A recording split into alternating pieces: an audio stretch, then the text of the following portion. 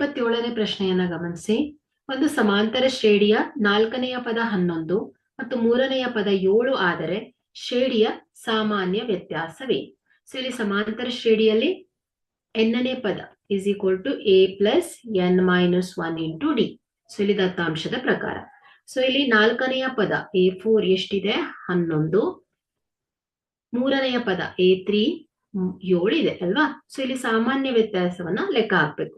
So ಇಲ್ಲಿ ಸಮಾಂತರ ಶ್ರೇಣಿಯಲ್ಲಿ ಯಾವುದೇ ಪದ ಮತ್ತು ಅದರ ಹಿಂದಿನ ಪದಗಳ ನಡುವಿನ ವ್ಯತ್ಯಾಸ ಏನಾಗುತ್ತೆ ಹೇಳಿ? ಸಾಮಾನ್ಯ ವ್ಯತ್ಯಾಸ ಆಗತ್ತೆ.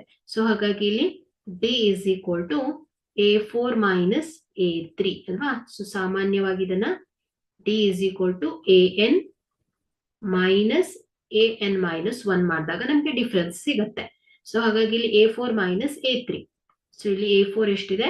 11 minus 7 is equal to ಏನಾಗುತ್ತೆ? 4. ಸೊ ಹಾಗಾಗಿ ಡಿ ಎಷ್ಟು ಬರುತ್ತೆ ಹೇಳಿ? ಸಾಮಾನ್ಯ ವ್ಯತ್ಯಾಸ ಡಿ 4 ಆಗಿದೆ.